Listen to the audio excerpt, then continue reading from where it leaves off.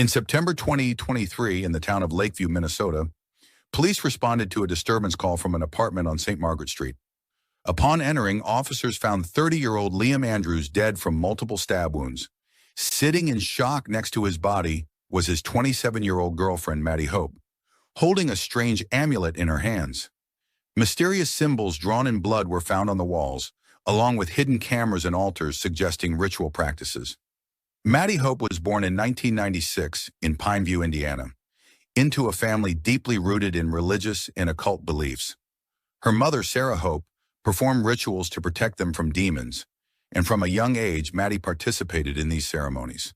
At the age of 10, Sarah conducted a binding ritual, which, according to her, was meant to strengthen the spiritual bond between them. This experience left a lasting impression on Maddie and influenced her future. As a teenager, Maddie began using magic to manipulate and control others. She joined a group called the Heirs of Darkness, which practiced dark rituals. In 2011, during one of their ceremonies, a friend of hers was severely injured, only reinforcing Maddie's belief in her powers. When Maddie entered college in 2014, she concealed her occult activities, focusing instead on studying psychology and computer science. She combined her knowledge of magic with modern surveillance techniques, gradually perfecting her skills in manipulation. Her childhood traumas and her mother's influence shaped her worldview, instilling confidence in her ability to control others' lives, an ability that would play a key role in her relationship with Liam Andrews and the tragic events that followed. Liam Andrews, born in 1993 in Lakeview, was a successful and beloved teacher, known for his kindness and care for others. However, in 2018, his life was shattered when his sister, Caitlin, died under mysterious circumstances. This tragedy led Liam to seek solace in mysticism and the occult, in an attempt to understand what had happened to his sister. In his search for answers, Liam immersed himself in spiritual practices and began attending esoteric seminars. In 2020, he met Maddie Hope, who promised to help him connect with his sister through rituals. Obsessed with the idea of contacting Caitlin, Liam became increasingly dependent on Maddie and her promises. His fascination with magic and rituals gradually pulled him into a world of mental control, which ultimately led to his demise. In early February 2021, deeply engrossed in his spiritual quest after the tragic death of his sister, Liam Andrews attended a seminar on ancient cults held at the local library in Lakeview. This seminar attracted many people interested in the occult and esoteric practices. Among them was 27-year-old Maddie Hope, who immediately caught Liam's attention. Outwardly calm and confident, she spoke with deep knowledge of ancient rituals, which fascinated Liam, who was searching for someone to help him better understand the world of mysticism at that time. During one of the sessions, Maddie discussed ancient magical practices that, according to her, could open channels to the other world. Her words seemed to strike a chord with Liam's pain, and he couldn't resist approaching her after the lecture. Their first conversation lasted a long time. Liam shared his loss, and Maddie appeared to listen with sympathy and understanding. She told him that she had studied ancient rituals passed down through generations in her family from an early age, and that she knew how to help people connect with their deceased loved ones. Maddie offered to perform a ritual with Liam that, she claimed, could restore the lost connection with his sister's spirit. Hope sparked in Liam's eyes as he agreed to her proposal. He was so consumed by his grief and desperate search for answers that he failed to notice how he began to depend more and more on her. This wasn't just belief in rituals. It was a growing attachment to someone who promised to bring him peace and closure. In the weeks that followed, their bond deepened. Maddie gradually became not only a guide to the world of magic for Liam, but also an emotional support. She began introducing him to more complex rituals, claiming that they would allow him to connect more deeply with the other world. Each ritual strengthened her control over him, while Liam became increasingly obsessed with the idea of communicating with his sister through magic. Their relationship soon evolved from friendship into something more, but the feelings were not free. They were tangled in manipulation and dependency. Liam believed that through Maddie, he could find answers to his painful questions, pushing him further into her world. Maddie expertly exploited her influence, playing on his grief and hope. She convinced Liam that only through her rituals could he hear his sister's voice again and find peace. By the spring of 2021, Maddie started taking Liam to remote locations, including forests near Lakeview, where they performed their most significant rituals.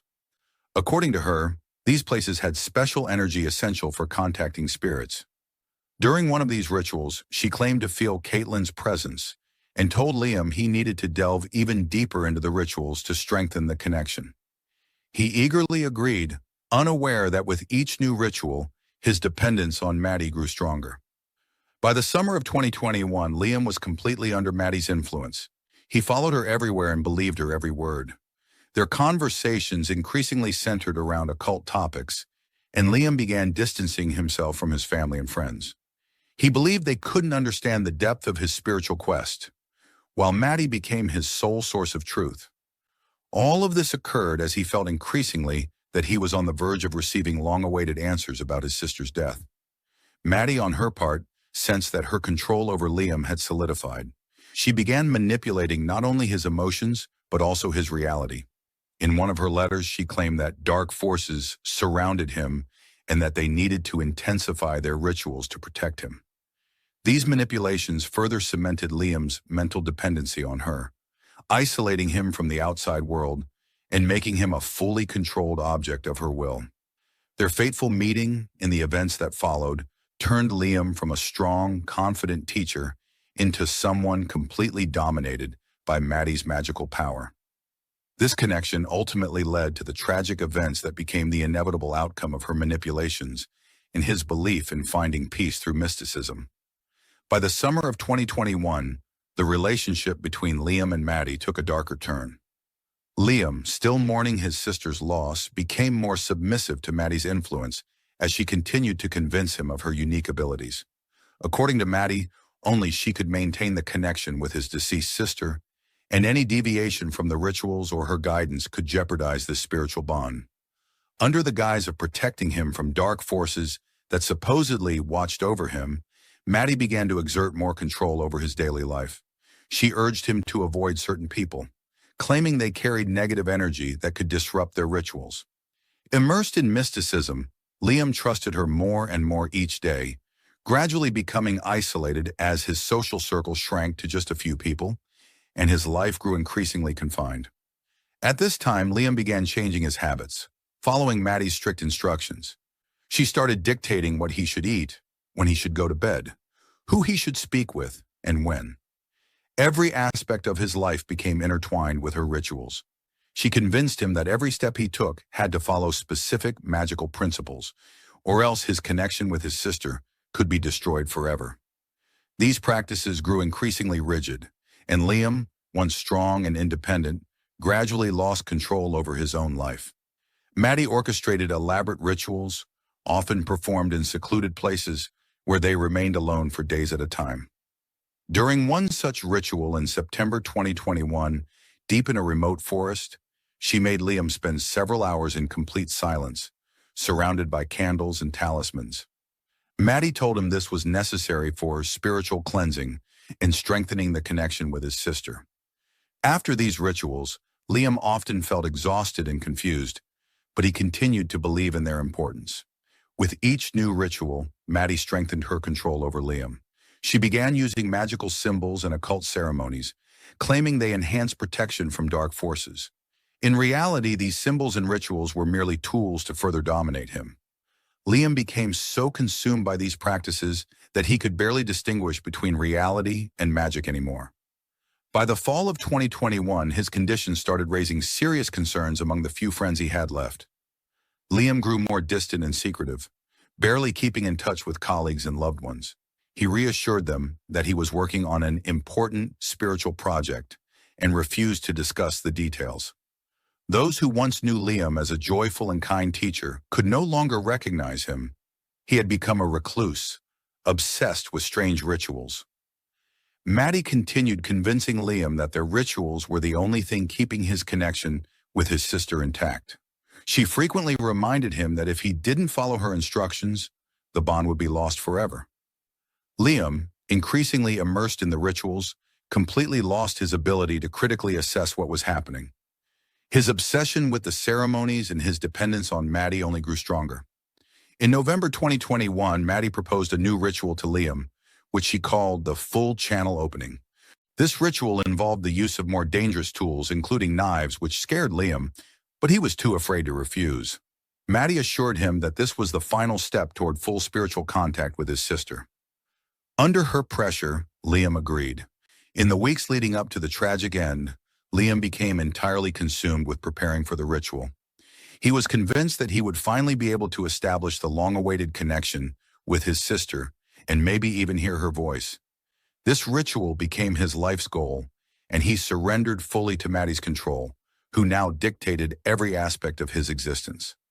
Liam's obsession with mysticism and his belief in Maddie's powers peaked in December 2021. Despite his physical and emotional exhaustion, he continued following her instructions, blind to her increasingly manipulative tactics. Meanwhile, Maddie, having solidified her control over Liam, was preparing him for the culmination of their rituals, which would become the final and most significant step in their shared practices. This moment would become the point of no return, drawing Liam deeper into a vortex of rituals and dark practices from which he would never escape. In early 2022, Maddie Hope began to sense that her control over Liam might be weakening.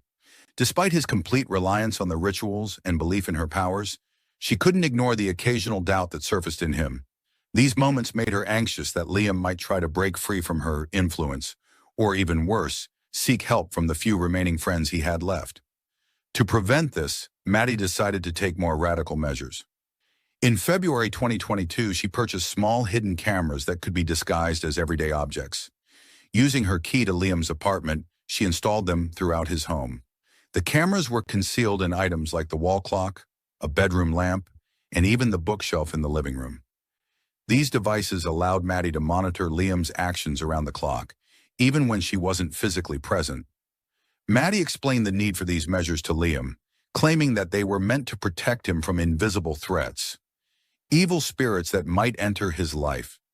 She reassured him that the cameras would allow her to track any signs of these entities so she could respond quickly and perform protective rituals. Liam, consumed by his fears and belief in Maddie's magical protection, didn't resist and even saw these measures as a sign of her care. Simultaneously with the installation of the cameras, Maddie began placing magical symbols throughout Liam's apartment, asserting that they enhanced protection and strengthened his connection with the other world. She inscribed these symbols on walls and furniture using chalk, herbs, and even his own blood collected during rituals. According to her, these symbols were meant to ward off evil spirits and maintain a constant connection with his sister's spirit. For Liam, all of this became an integral part of his life.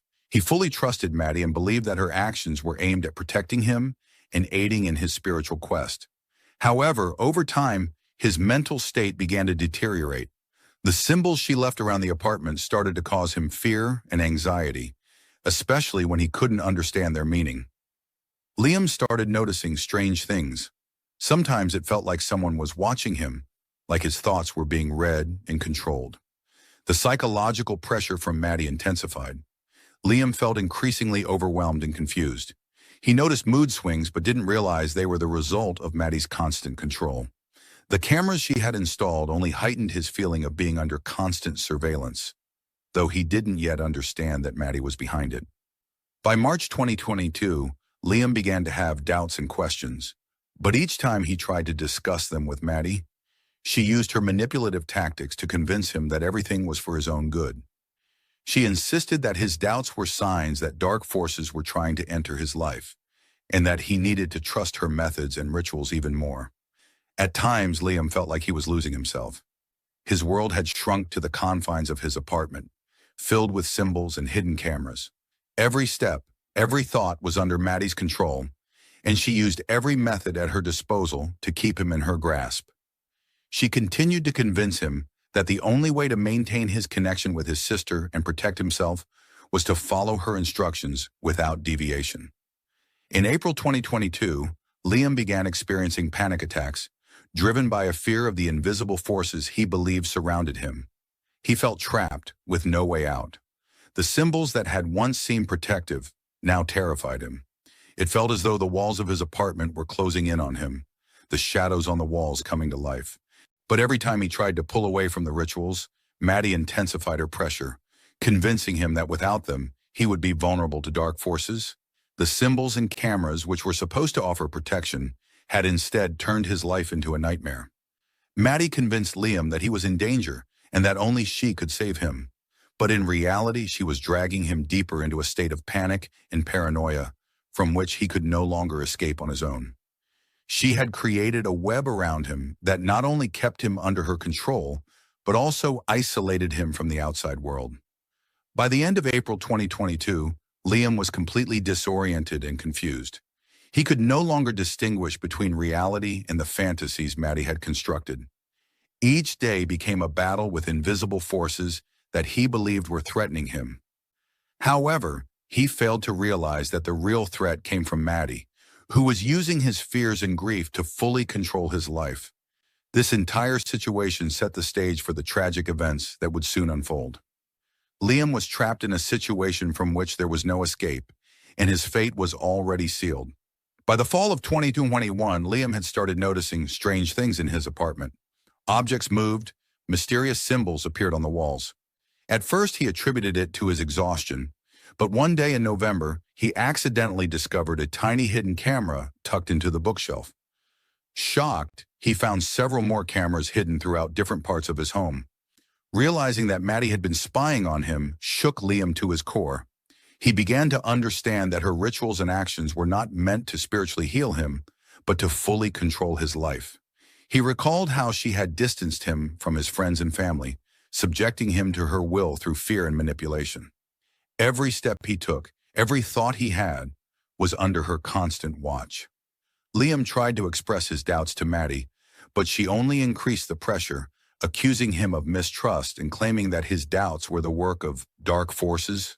Liam grew increasingly confused and isolated, unsure of whom he could trust.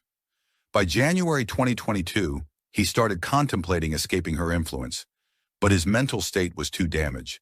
He felt like a prisoner in his own home, surrounded by cameras and magical symbols that now felt more like traps than protection. On October 14, 2021, Liam finally made a desperate decision. After weeks of doubt and fear, he realized that he could no longer live under Maddie's constant control and manipulation. He called her to his apartment, intending to end their relationship and rid himself of the rituals that had poisoned his life. This day would become a turning point. When Maddie arrived, Liam calmly but firmly explained his feelings. He told her that he no longer wanted to participate in her rituals and that their relationship needed to end. At that moment, Maddie realized she was losing control over him. She began accusing Liam of betrayal, claiming that his refusal would destroy everything they had worked for. Her voice grew louder, and her anger and panic took over. The argument quickly escalated. Maddie, feeling her control slipping away, resorted to threats. She told Liam that without her, he would be left unprotected, and that dark forces would begin to haunt him if he didn't follow her instructions. However, Liam, feeling free for the first time in a long while, refused to succumb to her manipulations. His determination to break free from this nightmare sent Maddie into a rage. In a fit of uncontrollable anger, Maddie grabbed a kitchen knife that was lying on the table. She accused Liam of not only betraying her, but also the spiritual connections they had created together. Stunned by her sudden outburst of fury, Liam tried to calm her down, but the situation quickly spiraled out of control. In a moment of panic and desperation, Maddie lunged at Liam with the knife, stabbing him several times before he could react. Bleeding and in shock, Liam tried to fight back, but his strength quickly faded. Maddie, overcome with rage, continued to strike him, seemingly unaware of what she was doing. Liam collapsed to the floor, bleeding profusely. His breathing became labored, and the world around him started to blur. In that moment, his life quickly slipped away, and all his efforts to escape Maddie's influence ended in tragedy. He tried to reach for his phone, but his strength failed him. All he could hear were the muffled sounds as Maddie stood over him, losing her grip on reality. Seeing Liam lying on the floor, no longer resisting, Maddie seemed to come to her senses. She realized what had just happened. With the knife still in her hand, she slowly knelt beside Liam's body, her face frozen in shock and disbelief. Thoughts of what she had done began swirling in her mind, but it was already too late.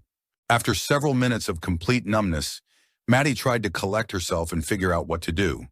She began pacing around the apartment, lost and panicked. In her panic, she returned to Liam, but knew that nothing could be undone. Fear for her future started to overwhelm her. Neighbors who had heard the sounds of the struggle and screaming called the police. When officers arrived at around 6:50 p.m., they found the apartment door slightly ajar. Inside, they discovered Maddie sitting next to Liam's bloodied, lifeless body. Maddie didn't resist arrest.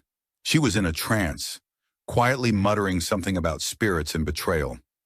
The police immediately called for paramedics, but it was already too late. Liam had died from multiple stab wounds before medical help could arrive. Maddie was taken into custody at the scene. Her behavior suggested that she had not yet fully comprehended what had just happened. On October 15, 2021, the day after the murder, police officially arrested Maddie Hope at the crime scene. When officers entered the apartment, she was still in shock, sitting on the floor next to Liam's body. Maddie did not resist but appeared disoriented. When questioned by police, she responded in brief, incoherent phrases, often repeating things about spiritual protection and betrayal. Her hands and clothes were covered in Liam's blood, but she seemed unable to grasp that she had just committed murder. Investigators quickly began searching the apartment, where they found numerous pieces of evidence supporting the theory that the crime had been premeditated. The cameras Maddie had installed in the apartment became a key piece of evidence. Footage from the cameras showed that she had been spying on Liam for months. These recordings captured her secretly entering his apartment, placing symbols and preparing for her rituals. Additional evidence was found among Maddie's belongings. Among them was her diary, which contained detailed descriptions of rituals, including notes about a final act she had planned to strengthen her connection with the otherworldly forces. Police also discovered books on occult practices, along with numerous amulets and symbols used in her rituals. These items became undeniable proof of her involvement in the occult and her attempts to control Liam's life through magic and manipulation. During interrogations, Maddie continued to deny that her actions were intentional. She claimed she had been trying to save Liam from dark forces and insisted she didn't remember inflicting the fatal blows. Psychiatrists brought in by the investigation began to examine her mental state and gradually uncovered deep psychological issues rooted in her childhood traumas and the influence of her mother, which they determined were the catalyst for her irrational beliefs. However, the evidence gathered by investigators painted a different picture. Footage from the hidden cameras clearly showed Maddie meticulously monitoring Liam, planning her actions, and becoming increasingly obsessed with controlling him. The investigation concluded that her belief in magical powers and her conviction that she could control other people's lives played a key role in the murder she committed. In December 2021, Maddie Hope's trial began. Defense attorneys argued that Maddie suffered from a severe mental illness brought on by childhood trauma and her mother's influence, leading her to believe she could control people's fates through rituals and magic. They claimed she was unaware of her actions at the time of the murder and needed psychiatric care rather than prison. The prosecution, however, built its case on the evidence from the surveillance footage in Maddie's diaries. They argued that her actions were deliberate and premeditated. The videos showed that she had purposefully prepared for the crime, tracked Liam, and performed rituals aimed at completely dominating his will. Prosecutors insisted that Maddie was fully aware of her actions and had committed the murder coldly, controlling Liam for months. The trial sparked widespread public interest. Local media covered every step of the proceedings, and the residents of Lakeview were shocked by the details that emerged. Many discussed how dangerous hidden manipulation and mental health issues could be, especially when disguised as love and spiritual exploration. At the end of December 2021, the court sentenced Maddie Hope to life in prison without the possibility of parole. In his ruling, the judge noted that her actions were deliberate and premeditated, despite her mental health issues. The story of Maddie Hope and Liam Andrews left a lasting impact on Lakeview, serving as a sobering reminder of how destructive obsession and manipulation can be when masked by the idea of spiritual. The town of Greenwood, located along the coast of Maine, seemed like the perfect place for a quiet life, and the Henderson family was considered a model of success in this town. At first glance, everything in their lives appeared simple and peaceful, but behind this idyllic facade, troubling secrets were simmering, eventually coming to light. Maggie Henderson was born in Greenwood in 1988 and was known as a modest and quiet girl. She began working as a math teacher at the local school in 2012, earning the respect of both her students and colleagues. Her life was simple and predictable, and that suited Maggie just fine. She never liked to stand out, preferring solitude and routine. Everyone in town knew her as a kind woman, someone who took care of her home and husband, often declining social events and opting for evening walks along the beach. Her husband, Jason Henderson, born in 1983, was the complete opposite of his wife. Charismatic and driven, he built a successful construction company, working with large clients in government projects. The residents of Greenwood respected him for his hard work, though many noticed that Jason could be distant and cold outside of work. He and Maggie married in 2014. The wedding seemed perfect, beautiful decorations, smiling guests, but close friends knew that their marriage had become increasingly strained over time. However, the person who always drew attention was Maggie's stepmother, Helen Smith, the widow of a prominent politician. Helen was a woman who was both respected and feared in Greenwood. She had moved to the town in 1999 after the mysterious death of her husband, Congressman David Smith, whose death in a car accident still raised questions. By the age of 58, Helen had built a flawless reputation and was regarded as one of the most influential women in the county. She advised local politicians, ran charitable foundations, and organized events for Greenwood's elite. Her sharp mind and commanding presence made her nearly immune to gossip and scandal. Yet for those who knew the Henderson family more intimately, there were always lingering doubts. In recent months, Maggie's friends had begun to notice odd changes in her behavior. She became more withdrawn, distracted at work, and nervous in conversations. At social events where Maggie usually appeared with Jason, she seemed lost and depressed. One of her school colleagues, Stephen Carlisle, recalled in an interview, "Maggie was the kindest woman I've ever met, but in those last few months before everything happened, she wasn't herself at all. Normally, she was confident and patient with her students, but suddenly she started making mistakes, forgetting things. I remember how she would often stand by the window, just staring into nothing, like something was really bothering her inside." Neighbors also noticed changes in Jason's behavior. He had always been friendly and polite, but his tension was becoming more evident. Catherine Miller, the Hendersons' neighbor, recalled, "Jason was always a social guy, but in those last few months, I'd see him coming home late at night. Sometimes he seemed so angry, just boiling over. I even overheard him once, arguing loudly on the phone on his porch. It didn't sound like normal work problems." As for Helen, her authority remained unshaken. Even as rumors began circulating around town, many found it hard to believe she could be involved in anything improper. No one dared to suspect the woman who was regarded as a near-saintly figure in their small community. However, tension was building inside this seemingly perfect family, and soon Greenwood would bear witness to a horrifying tragedy that would change the quiet town forever. It all began in 2004, when Maggie Henderson was just 16 years old. Her father, Paul Winters, died in a terrible car accident on a winding road west of Greenwood. It happened on a rainy evening as Paul was driving home from a business meeting. His car skidded off the road and crashed into a tree. The police quickly concluded that the accident was caused by poor weather conditions and a slick road. However, rumors soon began to spread in Greenwood. Paul had been a prominent businessman, owning several enterprises in the town, and while his marriage to Helen appeared happy on the surface, many believed there was tension between them. Paul and Helen had married in 1998 when Maggie was only 10 years old.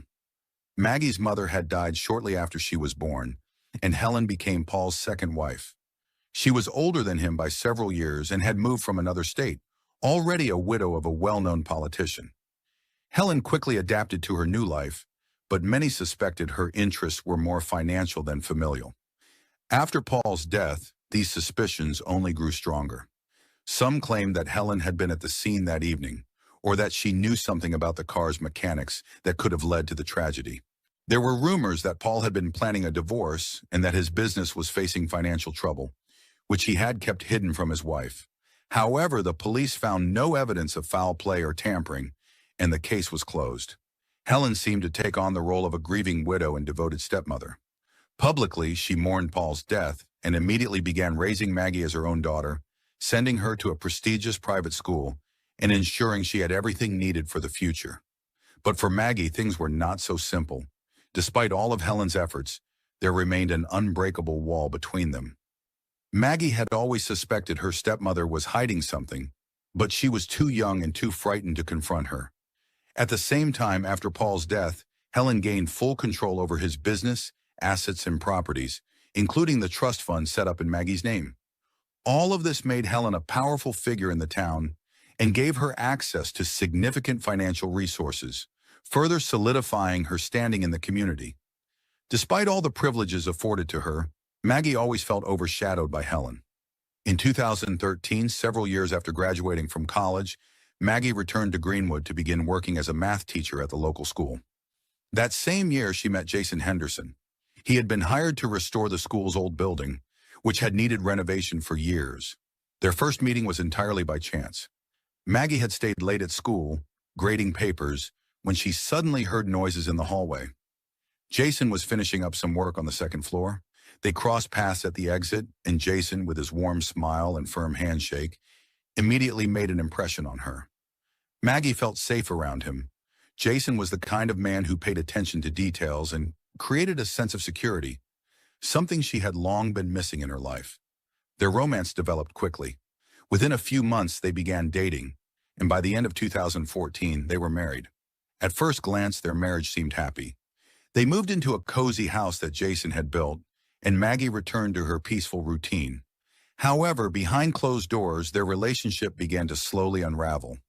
Jason had always been driven by success, but his business began facing unforeseen problems. In 2017, his construction company ran into financial trouble due to a failed project that required additional investments. Jason started accumulating debt, and instead of discussing it with Maggie, he turned to Helen for help. Jason knew that Helen was influential and had connections that could help him get out of debt. At first, their meetings were strictly business-related. They discussed financing options, legal matters, and potential deals. Helen was helpful and supported Jason in his efforts to save the company. But as they started meeting more frequently, their business conversations began to shift into something more personal. By early 2018, Jason found himself seeking more opportunities to meet with Helen privately. She had a way of creating an atmosphere of trust and ease, which made her indispensable in Jason's eyes. Their meetings became regular: dinners, private consultations, walks along Greenwood's beach. Over time, Jason realized that what he felt for Helen wasn't just gratitude for her help. It had turned into something much more dangerous. Maggie began to notice that something was off. Jason grew more distant and secretive, often leaving for important meetings or staying out late, citing work obligations. When she asked him about it, he brushed her off, claiming he was simply busy trying to save the business. The hidden truth slowly began to surface, and soon Maggie and Jason's lives would change forever. By mid-2018, the affair between Helen and Jason had taken a perilous turn. At this point, Helen was no longer just helping him save the business. She was manipulating his emotions and decisions. Jason, feeling cornered by debt and the company's problems, sought comfort and support. Helen seemed to understand him like no one else. She promised to help him solve all of his financial difficulties, but the cost of that help was far higher than Jason could have imagined. Psychologists involved in the investigation later described Helen as a classic manipulator, using her power and influence to control those around her. In her past, there had already been instances where she developed close relationships with people in difficult life situations, offering them help only to dictate her terms later. But this time, her target was Jason, and her ultimate goal was Maggie. Helen began gradually pushing Maggie out of Jason's life. She skillfully guided their conversations so that Jason started to see his wife as weak and incapable of understanding his problems. Helen reinforced this perception, constantly emphasizing that only she could help him navigate the difficulties. Their meetings became more frequent and intimate, and by September 2018, they had moved from business meetings to a full-blown affair. They often met at Helen's country house located on the outskirts of town, far from prying eyes. There, away from Maggie and society, Jason became further entangled in Helen's manipulative web. She began playing on his weaknesses, convincing him that the only way to save himself and his business was to trust her completely. Soon, she was making all his business decisions and directing his personal life as well. As their affair progressed, strange things started happening in town. In October 2018, one of Jason's old business partners, Dan Bennett, went missing. Bennett had a checkered past, and his exit from Jason's business had been surrounded by rumors of disagreements and financial disputes. His disappearance quickly attracted the attention of the police, but there were no direct leads, and the case stalled. Jason himself claimed to have no involvement in Dan's disappearance, but Maggie began to suspect that her husband was hiding more than he let on. Later, in November 2018, another of Jason's business partners, Tom Hudson, had his car torched in the parking lot of a local restaurant. The vehicle was destroyed, though luckily no one was hurt. This incident was also shrouded in mystery, and though there was no concrete evidence linking Jason to the arson, rumors began to circulate around town. Maggie, seeing these events unfold, couldn't ignore her growing unease, but Jason continued to reassure her that it was all just a coincidence and that he wasn't involved in any of the incidents. Psychologists and criminologists later described Helen's behavior as a manifestation of what's known as power addiction. This condition drives a person to control others through psychological manipulation, with these manipulations often hidden under the guise of care and support. Helen appeared to be the perfect mentor for Jason, but in reality she was slowly taking over his life, bringing it completely under her control. Helen's psychological game was so subtle that Jason didn't even realize how dependent he had become on her. Experts noted that manipulators like Helen often exploit the emotions and vulnerabilities of their victims to sever their connections with others and establish full dominance over them. This intricate web of intrigue, affairs, and crimes was only beginning to tighten. With each new incident, with each new disappearance and arson, the suspicions in Greenwood grew more intense, and Maggie felt her world slowly collapsing. The fall of 2018 became a time of deep anxiety and confusion for Maggie Henderson. She started noticing strange changes in Jason's behavior. In October and November, he was staying out late more often, coming home only in the early hours of the morning. He became irritable and withdrawn, avoiding long conversations with Maggie and spending hardly any time with her. When she questioned him, Jason would brush it off, saying he was busy trying to save the business and that the crisis demanded his full attention. But these explanations no longer reassured Maggie, especially as his absences became more regular. By early December 2018, she began to pick up on other troubling signs. There were unfamiliar scents on his clothes, perfumes she didn't recognize. He started hiding his phone, something he had never done before. Where Maggie once trusted Jason implicitly, she now found herself questioning everything. One evening, when he stepped out of the room and left his phone unattended, Maggie, against her better judgment, picked it up and quickly scanned through his messages. Her heart sank when she saw several suspicious contacts and vague messages about meetings. Jason was clearly hiding something. She couldn't believe her husband could be involved in something so shady, but her instincts told her she needed to investigate. Maggie decided to follow him. Her decision simmered for days. She couldn't shake the uncertainty growing inside her, fueled by his absences and silence.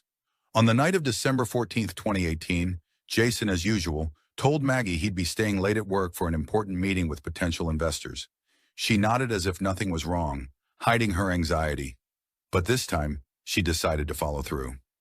After Jason left the house, Maggie grabbed her keys and followed him, keeping a safe distance to avoid being seen. They drove down the road leading to the edge of town, past dense forests and empty fields. The road was poorly lit, adding to her tension. After a few minutes, Jason turned onto a dirt road that led to Helen's country house. Maggie's heart pounded in her chest. She parked her car some distance away and cautiously approached the house, doing her best to remain unnoticed.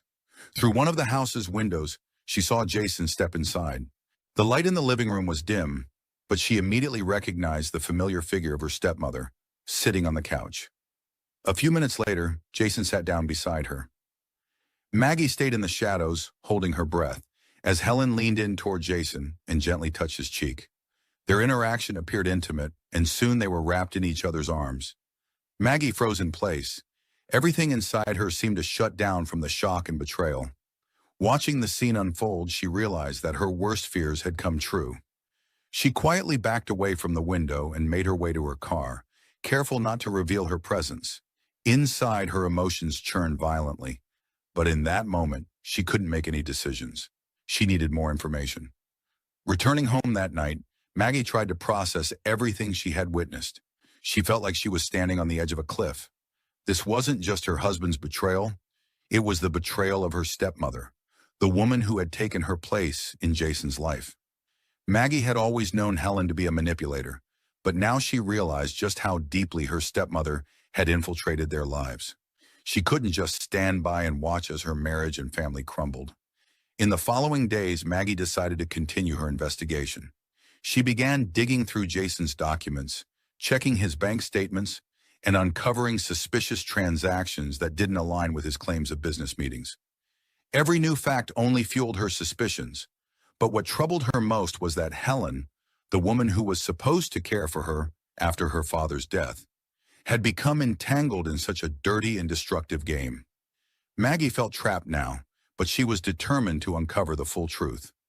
By January 2019, the quiet town of Greenwood found itself at the center of attention once again after a shocking discovery. On the outskirts of town, in a wooded area, the body of Thomas Wallace, a close friend of Helen Smith, was found. Thomas was a prominent attorney and a key figure in Greenwood's business circles. He and Helen had worked together for many years, bound by both professional ties and a personal friendship. Their connection was strong, and the townspeople viewed them as inseparable partners. Thomas's body was discovered by his colleagues 3 days after he had unexpectedly disappeared. The police ruled his death an accident, caused by a heart attack, possibly brought on by hypothermia. On the surface, everything seemed logical. Maine's winters are harsh, and Thomas was found in his car, abandoned on a remote road after he had presumably gotten lost in a snowstorm. However, for Maggie, this death stirred new waves of anxiety. She knew how important Thomas was to Helen, but his death seemed far too suspicious, given Maggie's growing concerns about her stepmother. Maggie began connecting the dots. The sudden disappearances of people around Helen, the strange occurrences surrounding Jason's business, and the mysterious death of her own father years ago. She decided to launch her own investigation. By February 2019, Maggie delved into the archives and old documents related to her father's death, Paul Winters. The official story at the time had been simple: a car accident caused by slick roads and bad weather conditions. However, details that once seemed insignificant were now painting a much darker picture. She found police reports that had previously been inaccessible to the public. One witness who had been near the scene of the accident claimed to have seen an argument between Paul and an unknown woman a few hours before the crash. This witness, Mr. Jenkins, told the police that he had seen the woman leave the scene abruptly in a car that could never be identified. This detail had been excluded from the final report due to lack of evidence, and the case was closed. But the most shocking revelation for Maggie was the discovery of documents showing that, in the days leading up to his death, Paul had been preparing to file for divorce from Helen. This fact had never been made public, and it appeared that Helen had done everything in her power to keep it that way. Maggie also found that, in the months before her father's death, he had been making significant financial deals that Helen could have benefited from. Maggie was now convinced that her father's death had not been an accident, and that Helen might be connected to the tragedy. She didn't have direct proof, but the accumulating facts were forming a disturbing picture. Maggie began to suspect that Thomas Wallace might have known something about Helen's past, something that threatened her secrets. Perhaps he had been killed to prevent him from exposing the truth. With each new discovery, Maggie felt herself getting closer to a dangerous truth. Helen had long played the role of the caring stepmother, but now Maggie could see her for who she truly was. She realized that her stepmother was capable of extreme measures to protect her secrets. In March 2019, Maggie decided to confront Helen face to face. They met at Helen's house, and Maggie carefully tried to ask her questions about her father's and Thomas Wallace's deaths. Helen, sensing the growing pressure, responded coldly and distantly, but subtly hinted that she was aware of Maggie's suspicions. Maggie could see that Helen was starting to act more aggressively, trying to maintain control of the situation.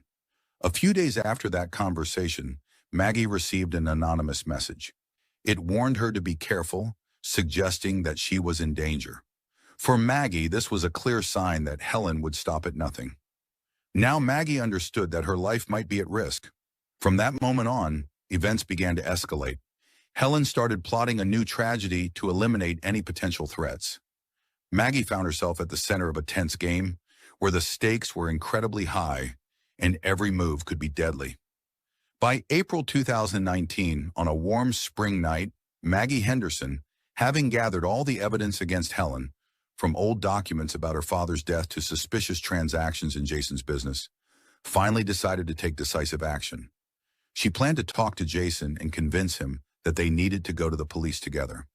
Maggie knew that time was running out, and if they didn't act now, Helen could destroy them both. That evening, Maggie called Jason on his cell phone, but there was no answer. She began to worry, sensing that something was wrong. An hour later, she tried calling again. His phone was still off. Failing to get a response, Maggie went home. But Jason wasn't there either. Dark thoughts quickly filled her mind. Perhaps Helen already knew about her investigation and had taken action. Maggie felt her panic rising, but she tried to stay calm. A few hours later, she decided to drive to Helen's country house, assuming that Jason might be there. Her heart raced as she pulled up to the house, parking in a familiar spot. Darkness enveloped the area, with only a faint light shining through the windows. Maggie cautiously approached, and her fear intensified when she saw that the front door was slightly ajar. She stepped inside, dreading what she might find. In the living room before her, a nightmare scene unfolded. Jason lay motionless on the floor, with a gun resting on the table nearby. Helen sat calmly in a chair, her cold gaze fixed on Maggie. Her voice was disturbingly calm as she spoke. He couldn't take it anymore. The debts, the crisis, it broke him. It was his choice. Maggie rushed to Jason's body, desperately checking for a pulse. But her worst fears were confirmed. He was dead.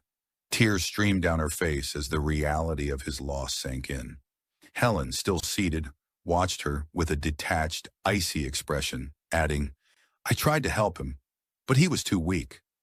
Maggie leapt from the floor, filled with a mix of rage and despair. She knew this wasn't a suicide. Helen had killed Jason to remove him as a threat and was now trying to cover it up. Maggie suddenly realized her own life was in danger too. She demanded that Helen confess to Jason's murder and reveal what she had done to her father. Helen, still composed, stood up and slowly approached Maggie, saying, "Do you really think you can stop me? You've always been so naive." The tension escalated. Maggie grabbed a nearby knife from the table and pointed it at Helen, warning her not to come any closer. But Helen continued to advance, a mad glint in her eyes. In an instant, Helen lunged at Maggie, trying to wrestle the knife away, but in the struggle, the knife accidentally plunged into Helen's side. Maggie let go of the knife, stumbling backward in shock. Helen slowly sank to the floor, clutching her wound. She looked up at Maggie with a sinister satisfaction. Her voice, now weak but still venomous, whispered, "You never understood how it all worked. I always controlled everything." With those final words, Helen's eyes closed forever. By the time the police arrived, Maggie was still standing in a daze, her hands trembling. The officers found her near Helen's lifeless body, bloodied and stunned. The scene quickly descended into chaos as law enforcement began combing through the house, questioning Maggie. She struggled to explain what had happened, her voice barely audible. Her eyes were still filled with the fear and pain of the months she had endured. Maggie could hardly believe it was all over. Jason was gone, and Helen, the woman who had controlled and destroyed her world for so long, now lay dead beside her. The police launched an investigation, gathering evidence and piecing together the events of that fateful night. But for Maggie, that night marked the end of her nightmare, though it left deep scars that may never fully heal. On the morning of April 15, 2019, following the fatal night at Helen's house, Greenwood police launched a thorough investigation into all the incidents surrounding the Henderson family. Maggie Henderson was immediately placed at the center of the investigation and was arrested at the scene as the prime suspect in Helen's murder. She was in shock, barely able to speak as she was taken to the police station for questioning. The police wasted no time in analyzing the crime scene. Forensic experts carefully combed through Helen's house, finding evidence that pointed to a struggle between Maggie and Helen. The knife wound discovered at the scene confirmed self-defense, and the fingerprints on the weapon matched those of both women. Maggie's initial statements were confused due to her emotional state, but after several hours of interrogation, she began to recount the events that had led to that night. Her investigation into her father's death, the discovery of Jason's affair with Helen, and Helen's suspected involvement in Jason's death. As the police cross-checked her story, they uncovered strange inconsistencies in the official records of her father's death and suspicious circumstances surrounding Thomas Wallace's demise. A critical turning point in the case came from the support Maggie received from witnesses. Several of her friends and colleagues, who had noticed her strange behavior in recent months, confirmed that she had been under immense pressure, experiencing fear and despair. One of her colleagues, Stephen Carlusel, told the police that Maggie had repeatedly expressed concerns for her safety after she began investigating her father's death. He also confirmed that Maggie had been conducting her investigation on her own, gathering documents and sharing her suspicions. The police also discovered hidden correspondence between Helen and Jason that Maggie hadn't had the chance to turn over to the authorities before the tragedy. This correspondence, found on a secret phone belonging to Jason, supported Maggie's claims that Helen had manipulated Jason and likely played a role in his death. The phone was discovered among Jason's personal belongings at the scene. As the investigation progressed, alarming facts about Helen's life came to light. The police began delving into her past and uncovered evidence linking her to several tragic incidents in Greenwood that had previously seemed unrelated. One of the most shocking revelations was the discovery of new evidence connecting Helen to the death of her first husband, Congressman David Smith. Re-examined old case files revealed that, months before his fatal car accident, David had started preparing divorce papers. The police uncovered records of private disputes between Helen and David, with David's confidants reporting his plans to cut off financial support for her charitable projects. After his death, Helen had reaped significant financial benefits, including full control over his trust fund and estate. Moreover, other manipulations by Helen, carried out over the years using her connections and influence, were brought to light. It turned out that many of Greenwood's powerful figures had been under her control, and those who attempted to escape her grip faced mysterious tragedies or quietly left town to avoid scandal. In 2015, when Maggie's father, Paul Winters, died, Helen had also played a role.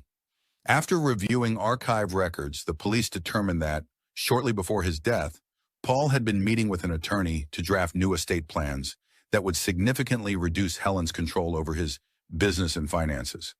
These documents were never signed and their fate remained unclear. It later became known that, following Paul's death, Helen had forged several business documents to maintain full control over his assets. As the investigation progressed, Greenwood was rocked by the revelations about Helen. Years of her manipulations, hidden behind the facade of a kind and influential figure, were now fully exposed. For many residents, it was a shock. The person they had trusted and admired had been controlling their lives through fear and manipulation.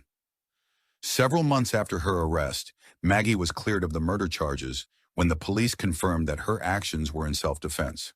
She assisted the investigation in gathering the remaining evidence against Helen, and although she had suffered a great loss herself, her role in exposing the manipulator was crucial. By the summer of 2019, after months of legal battles and being in a deep state of shock, Maggie Henderson made the decision to leave Greenwood for good. Her life there had been irreparably shattered. Jason's death, Helen's exposure, and all the dark secrets that surfaced during the investigation became too heavy of a burden for her to bear.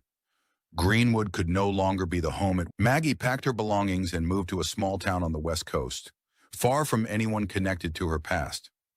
She began rebuilding her life from scratch, renting a modest apartment and taking a job as a math teacher at the local school. Here no one knew her, and that gave her the chance to start fresh. However, beneath the surface of her quiet, new life, deep internal wounds lingered, reminding her of the past every day. She managed to gradually return to her routine, but the shadows of her past never fully released their grip on her. Every mention of small towns or scandals in the news reminded her of Greenwood. She had nightmares where she found herself back in Helen's house, once again seeing Jason's body on the floor, hearing her stepmother's cold words echoing in her mind. Her therapist told her it was normal, that she just needed time to heal, but Maggie knew that the past would always be a part of her. Despite everything, she found solace in her new surroundings and slowly tried to come to terms with what had happened. To those around her, she appeared to be a quiet, modest woman who tried not to draw attention to herself, though no one knew the horrors she had lived through. Sometime after Maggie's case concluded, criminal psychology experts began discussing Helen Smith's case at specialized conferences and in research papers.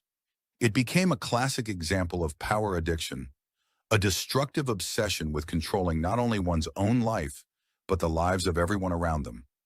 Helen used her power not for personal gain in the traditional sense, but for manipulating people, creating dependence, and eliminating those who tried to resist her influence.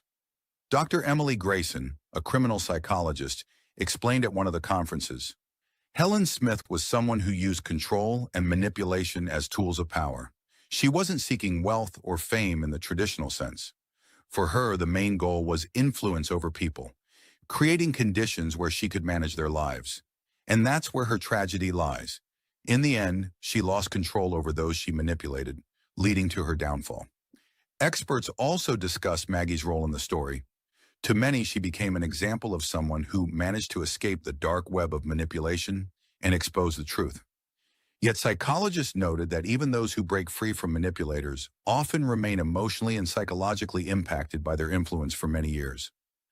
Dr. Grayson added, Maggie Henderson didn't just survive a tragedy, she was forced to reevaluate her entire life, her childhood, her relationships with her husband and stepmother. She is a prime example of how difficult it is to break the emotional ties with those who use power and control in personal relationships. Silver Creek had always been a place where everyone knew each other, and secrets seemed to be rare. But on September 15, 2023, the town was plunged into one of the worst nightmares imaginable. A family once considered a model for the community was torn apart by dark passion, hidden resentments, and a shocking act of violence. This was the home of Emma and Lucas Hansen, a house that many saw as the embodiment of the perfect life. Emma Hansen was a successful real estate agent, and her husband Lucas, a prominent lawyer in Silver Creek. But behind their facade of success lay dark secrets that had been simmering for years, secrets that eventually led to tragedy. Sophie Wilson, Emma's younger sister, had returned to Silver Creek a year earlier, in September 2022, to reconnect with her family. No one could have predicted that her return would trigger a chain reaction that would lead to an irreversible tragedy. Starting in the spring of 2023, Sophie and Lucas began meeting secretly in an abandoned cabin on the outskirts of town. These encounters quickly became something more than casual conversations. Hidden passions, deep-seated grievances, and their mutual desire to change their lives set off a series of events that no one could stop. While Emma remained unaware, her life became increasingly tangled in a web of lies, betrayal, and obsession. And though September 15th was supposed to be just another ordinary day, it became the day when all the hidden conflicts came to the surface, culminating in a tragic conclusion. One witness, a local bartender, recalls seeing Lucas and Sophie together late at night at the pub. Their behavior seemed too close for a brother-in-law and sister-in-law. They acted strange. I saw them more than once, but it always seemed too intense, like they were trying to hide from someone, the witness shared. September 15th, 2023 would become a turning point in this story. On that day, no one would leave the Hansen household unchanged, and the small town of Silver Creek would forever lose its innocence. The sisters' childhood had begun like that of most ordinary families. Friends and neighbors recall that Emma was always first at everything. Their parents took pride in her achievements. Emma not only earned the best grades in school, but also easily connected with other kids, while Sophie remained in the background. The age and personality differences made her the perpetual second. This feeling only deepened as Emma was constantly praised, and Sophie was always left in the shadows. One close family friend recalls, Emma was the shining star. I remember how her parents always talked about her accomplishments, and Sophie seemed to always be on the sidelines. They never said it outright, but it was clear they were prouder of Emma. By 1999, as Emma became a teenager, her image as the perfect student only solidified. She began winning school awards and gaining attention from everyone around her. Sophie, meanwhile, as she neared her own teenage years, grew increasingly resentful and rebellious. At this age, the conflict between the sisters escalated. What had once seemed like harmless rivalry turned into open hostility. The parents tried to maintain balance, but their focus on Emma's success only further alienated Sophie. Emma graduates from high school with honors, preparing to head off to college. At the graduation ceremony, 14-year-old Sophie shows her first clear sign of jealousy. She leaves early, avoiding any congratulatory moments with her sister. This event marks a point of no return in their relationship. Sophie begins to withdraw more and more, seeking attention through unpredictable behaviors, engaging in risky relationships and friendships. Neighbors recall, after that graduation, a rift formed between the sisters. Emma went off to study at a prestigious university, while Sophie stayed behind in town, feeling like nobody. It was obvious to everyone who knew them. Emma returns to Silver Creek after several years of studying and successfully starting her career in real estate. Soon she meets Lucas Hansen, who works as a lawyer at a small but well-respected law firm. Their relationship blossoms quickly, and in October 2020, they marry in a large ceremony that becomes the talk of the town. Emma and Lucas buy a home in an upscale part of Silver Creek. Everything seems perfect. Both are thriving in their careers, actively participating in the town's social scene.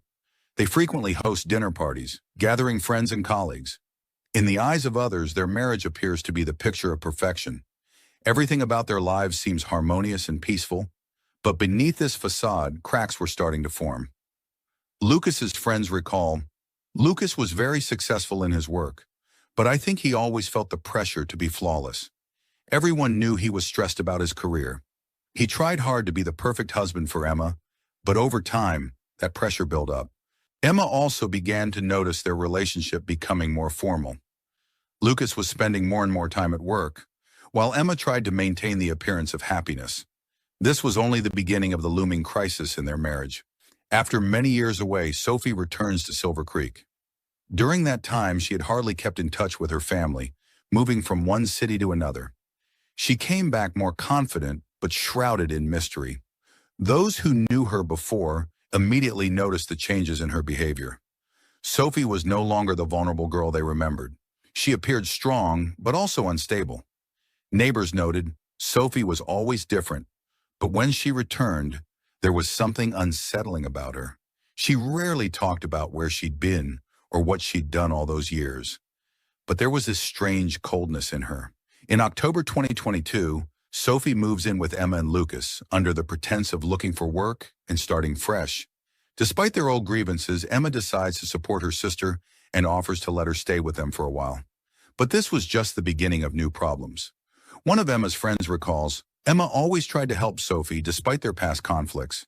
She thought her sister had changed, that they could rebuild their relationship. But Sophie was no longer the person people remembered. As Sophie settles back into town, strange things start to happen.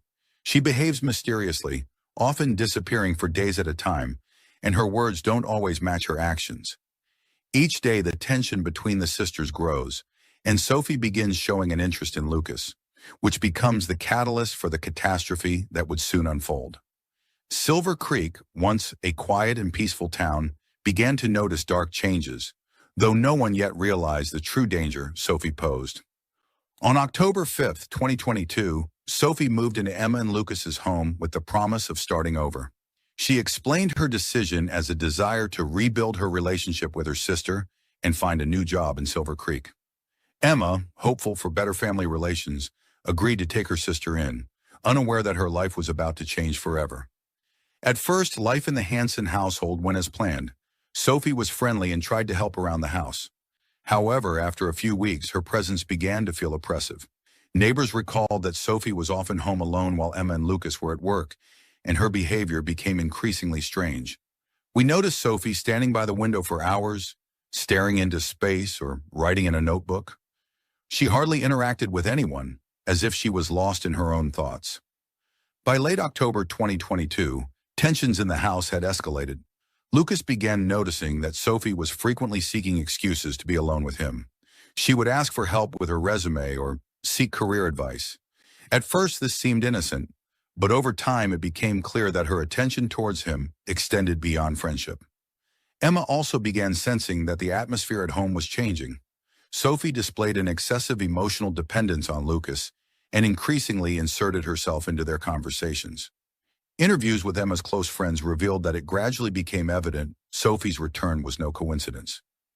We had known Sophie since childhood, and her behavior was always unstable. But when she came back to Silver Creek, she wasn't the same Sophie we knew. She acted like she had an agenda, like she was after something. Over time, it became obvious that Sophie was manipulating the situation. She wasn't just trying to get close to Lucas, but was using his vulnerabilities and career struggles to deepen her influence over him. During this period, Lucas was facing difficulties at work. His law practice was in crisis, and he began doubting his professional abilities. Sophie skillfully played on these insecurities. She offered him emotional support, talked with him about his problems, and sometimes stayed with him late into the night.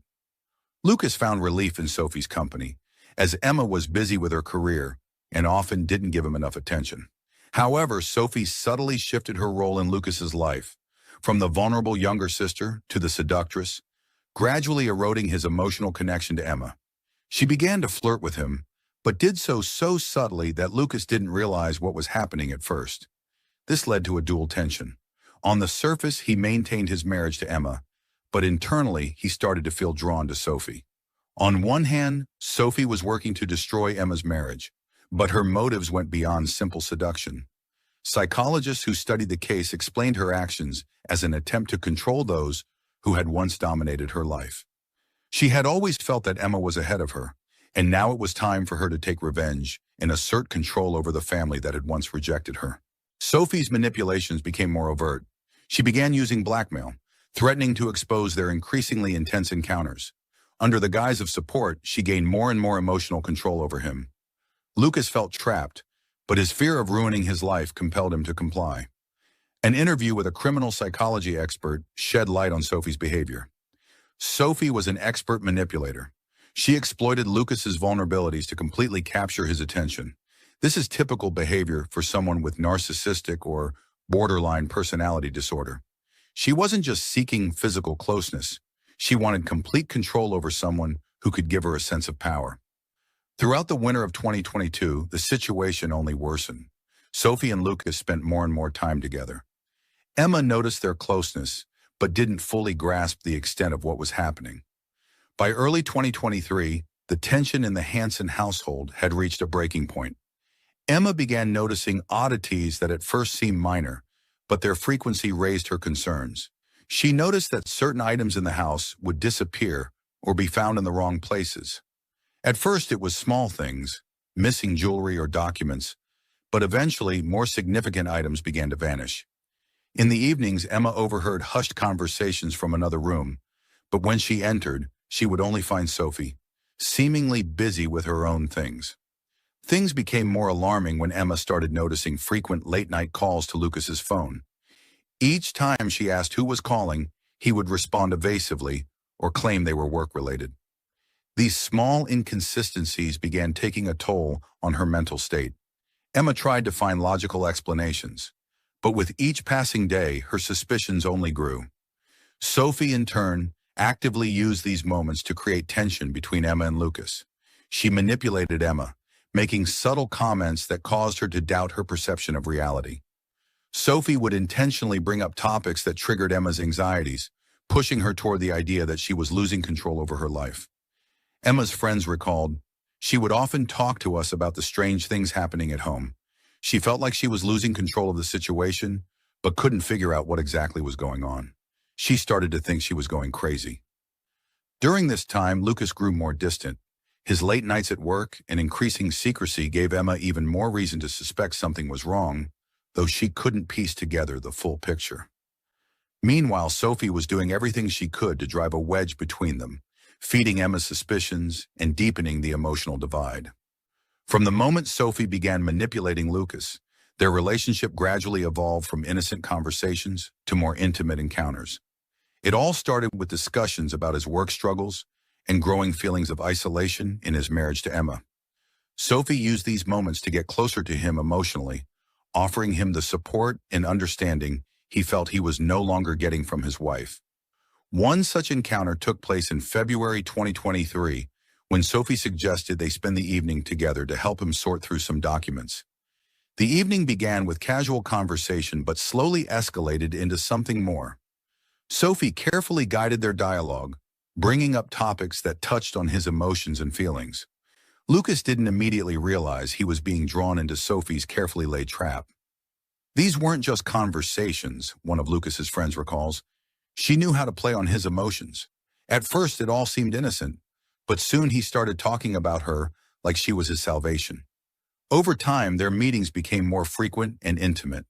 They began secretly meeting at night, taking advantage of Emma's absence.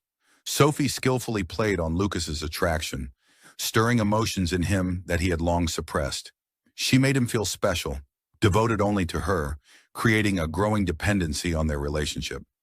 By this point, their affair had evolved into a full-blown romance. Sophie and Lucas began meeting in secluded places, carefully avoiding attention. They used vacant homes that Emma was selling as a realtor to stay hidden. These meetings became a regular part of their lives, and the deeper they sank into the affair, the harder it was for Lucas to maintain the facade of a normal life with Emma. By March 2023, their relationship reached a dangerous turning point when Sophie began urging Lucas to spend more time with her and less with Emma. She even suggested they leave town together and start a new life, far from the problems surrounding them. Psychology experts who studied the case pointed out, Sophie used classic manipulative tactics. She gave Lucas the illusion of safety and happiness, something he could no longer find in his marriage. She gradually turned him into her puppet, making him feel indebted to her. As their relationship deepened, the atmosphere in the Hansen household grew increasingly tense. Emma could feel that something was off but couldn't find any evidence of what was happening. This tension was building up to a tragedy that would eventually destroy all of their lives. By spring 2023, Emma not only felt emotionally distant from her husband, but also began noticing strange behavior from her sister. Sophie acted too confident and mysterious, leaving behind a trail of questions that Emma couldn't answer. Lucas's odd behavior, his vague explanations for late returns home, and tense phone conversations began to erode Emma's peace of mind. Things took an even darker turn when Emma started finding strange and out-of-place items in their home. Unfamiliar perfume on the bedsheets, cryptic notes left on her desk. One letter contained a phrase she had heard Sophie say before, as if it was an intentional hint. Each new discovery made Emma doubt her own perception of reality, and whenever she tried to discuss her concerns with Lucas, he brushed them off, accusing her of being overly dramatic. I remember Emma started getting nervous over small things, one of her friends recalls. She was tense and said she felt lost in her own home. But every time she tried to talk to Lucas, he'd dismiss it like it was nothing. Sophie masterfully exploited every opportunity to stoke Emma's doubts. She deliberately left clues that seemed too obvious, as if she were toying with Emma, testing her resilience. Photos appeared in the house, showing blurry silhouettes resembling Lucas and Sophie, and notes were found in Emma's belongings that were clearly meant for her, but lacked direct meaning. These discoveries left Emma confused, making her question whether she was imagining things or if her mind was playing tricks on her. After months of growing suspicion, Emma decided to hire a private investigator, Laura Green. Known for her investigations in nearby towns, Laura was familiar with psychological manipulation and had dealt with similar situations before. Emma felt she needed someone outside the situation to confirm or deny her fears. Laura immediately suspected that there was more to this story than just a family drama. After several weeks of surveillance and analysis of Sophie's behavior, Laura found evidence that Emma's suspicions were not unfounded. She uncovered a pattern of Sophie wreaking havoc in the lives of other men across different towns.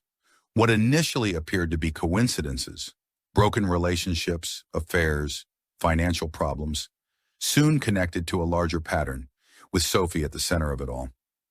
Laura discovered old court documents revealing that Sophie had a history of being involved in the destruction of marriages and the lives of several men. Even more shockingly, Laura learned that Sophie had been in a relationship with Emma's former fiancé years ago, and that affair had ended in scandal. Emma's fiancé had abruptly disappeared from town after being caught cheating with none other than Sophie. We started digging into Sophie's past and uncovered a trail that stretched across the country, Laura Green explains. Her actions weren't random. She was a master at destroying families, using her relationships with men to gain power over them. This discovery was a devastating blow for Emma. She realized that Sophie hadn't come back into her life by chance. This was revenge, carefully planned and executed over the years. Sophie had harbored resentment since Emma had always overshadowed her, and now she had returned to destroy everything her sister had built. As the truth about Sophie came to light, Laura Green continued her investigation, uncovering even more evidence that Sophie had used her manipulative abilities to tear apart people's lives. Laura realized that Sophie wasn't just seeking revenge.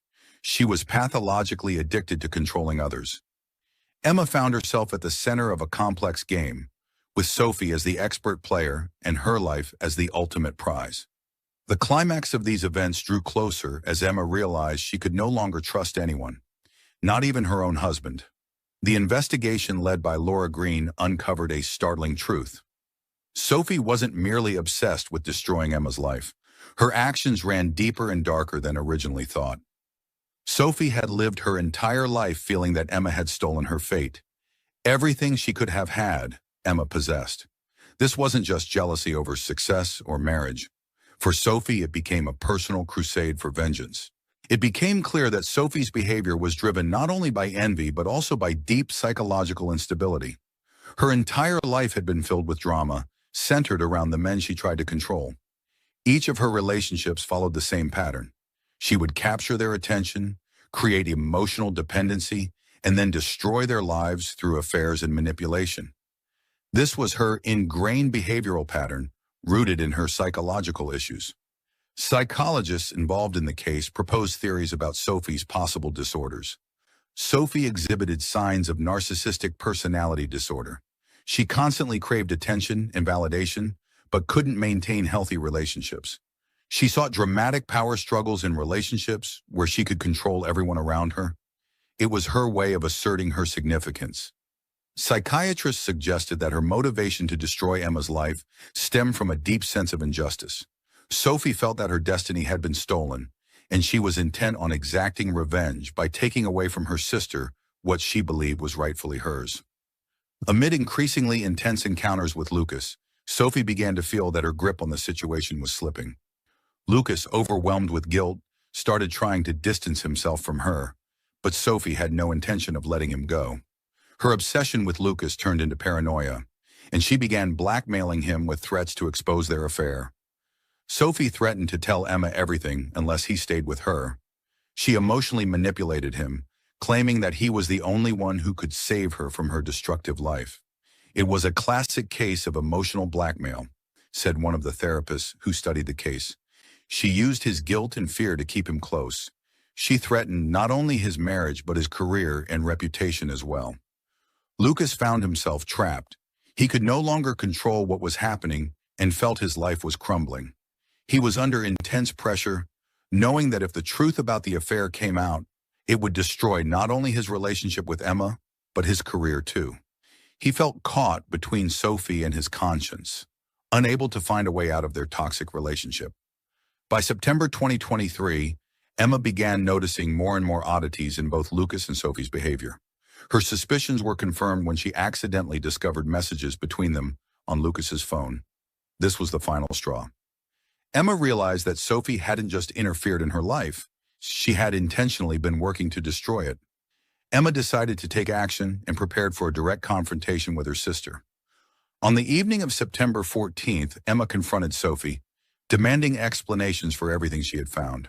The situation quickly spiraled out of control. Emma furiously accused Sophie of betrayal, of trying to destroy her family. But instead of apologizing, Sophie threatened Emma, declaring that Lucas had long belonged to her. She insisted that Emma didn't deserve her life and that now she was going to lose everything. The conversation escalated into a brutal verbal battle, during which Sophie revealed her dark motives. She didn't just want to ruin Emma's marriage. She wanted to take her place, to strip away everything Emma had that Sophie believed should have been hers. This confrontation became the climax of the conflict, with all the secrets and hidden motives finally coming to light.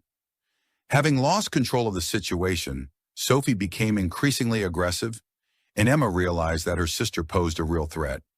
That night, an unresolved tension settled between them, setting the stage for the tragic events that would soon unfold. The family party that Emma and Lucas hosted was intended to be an attempt to restore harmony in their relationship and return to their old life. But beneath the festive facade, a tension simmered that was about to explode. Emma had made a firm decision to expose the truth about Lucas and Sophie's affair in front of everyone. She wanted to put an end to the lies and manipulation that were destroying her life. As the evening reached its peak, Emma stepped forward and began to speak about the betrayal. However, before she could reveal the full truth, Sophie intervened.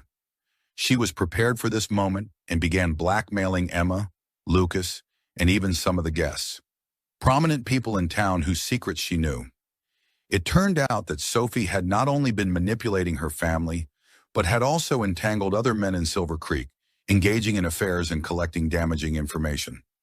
Laura Green, the private investigator Emma had hired, found evidence that Sophie had been wrecking more than just Lucas and Emma's lives. With her help, it became clear that Sophie had been controlling the fates of several men over the years, manipulating their relationships and threatening exposure. This evening marked the culmination of her long-standing schemes. The final blow came when Sophie and Emma erupted into a furious physical confrontation in front of the guests. Emma was ready to expose the truth, but in her desperation, Sophie provoked her into a physical altercation. In the heat of the struggle, Sophie pushed Emma down the stairs. Emma struck her head on the stone steps and died instantly. Sophie tried to pass it off as an accident, but Laura Green and several witnesses quickly realized it was no simple mishap. After Emma's tragic death, Sophie attempted to stage it as a fatal fall, hoping her plan would remain concealed. However, Laura Green had already gathered enough evidence to disprove this version of events. Witnesses at the party had seen the entire altercation, leaving Sophie with no chance of evading justice. The police arrested her on the spot. The trial of Sophie became a media sensation. During the proceedings, prosecutors presented indisputable evidence of her manipulation, blackmail, and premeditated murder of Emma. The case was complicated by Sophie's history. Numerous accounts of ruined lives and families from other towns surfaced, with testimonies from men Sophie had used to achieve her goals. Court experts provided their assessment. Sophie suffered from both narcissistic and borderline personality disorders, manifesting in her pathological need for control over others. However, these diagnoses didn't serve as mitigating factors in the case. Prosecutors argued that her actions were intentional and that she consciously sought to destroy her sister's life. The court sentenced Sophie to 25 years in prison for premeditated murder and multiple counts of blackmail. The town was shaken by this conclusion, knowing that Silver Creek would forever remember the Wilson sisters and their tragic story. In an interview, Laura Green shed light on Sophie's true motives. She emphasized that this wasn't just about an affair. It was a meticulously planned revenge. Sophie had been plotting for years to ruin her sister's life. She wanted to take everything from her family, her reputation, and ultimately her life. Laura Green also recalled how the investigation revealed the devastating consequences Sophie had left behind. Numerous destroyed lives and families. Her obsession with controlling people proved to be deeper and more dangerous than anyone could have imagined.